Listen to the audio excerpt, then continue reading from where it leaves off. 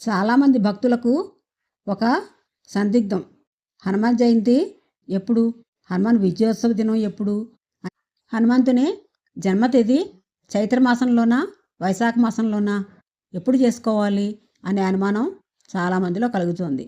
పరాశర సంహిత అనే గ్రంథం ప్రకారం ఆంజనేయుడు వైశాఖ బహుళ దశమి శనివారం జన్మించారని చెప్తారు. అదే రోజున హనుమంతుని జన్మతిథి చేసుకోవాలని అంటారు. అయితే కొన్ని ఇతిహాసాల ప్రకారం చైత్ర పౌర్ణమి నాడు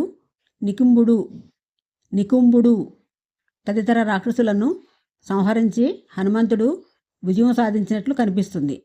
ఈ కారణంగా ఆ రోజు హనుమద్ విజయోత్సవం చేసుకునే సాంప్రదాయం కొన్ని చోట్ల ఉంది. దీన్ని ఉత్తరాదిలో హనుమంతుని జన్మతిథిగా చేసుకుంటారని పండితులు సూచిస్తున్నారు. అలాగే చైత్ర పౌర్ణమి నాడు హనుమంతుని విజయోత్సవం దక్షిణాదిలో ముఖ్యంగా తెలంగాణ ప్రాంతంలో చాలా ఘనంగా జరుపుకుంటారు. ఆంజనేయ స్వామివారి నిలువెత్తు విగ్రహం శోభాయాత్రగా ఊరేగిస్తారు. చైత్ర పౌర్ణిమ హనుమత్ విజయోత్సవం నుండి 41 రోజుల పాటు ఆంజనేయునికి మండల దీక్ష చేస్తారు. ఈ దీక్ష చివరి రోజున హనుమంతుని జన్మతిథి చేసుకుంటారు. ఈ 41 రోజులు తెలుగు ప్రజలు ఆంజనేయునికి ఉత్సవాలు చేస్తారు. వైశాఖ బహుళ దశమి నాడు దీక్షా విరమణ చేసి వైభవంగా పూజలు నిర్వహిస్తారు. హనుమంతుని జన్మతిథి వైశాఖ బహుళ దశమి నాడు జరుపుకునేందుకు ఒక బలమైన కారణం ఉంది. కలౌ పరాశర స్మృతి అని శాస్త్రాలు చెబుతున్నాయి.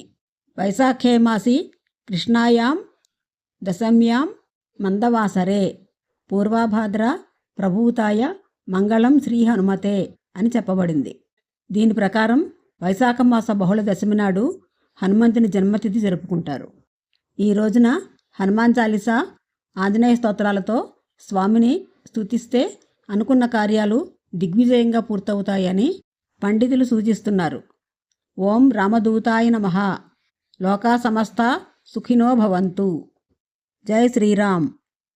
ఈ వీడియోపై మీ అభిప్రాయాలను కామెంట్ల రూపంలో తెలియజేయండి. ఈ వీడియో నచ్చితే లైక్ చేయండి, సబ్స్క్రైబ్ చేయండి, షేర్ చేయండి, కామెంట్ చేయండి.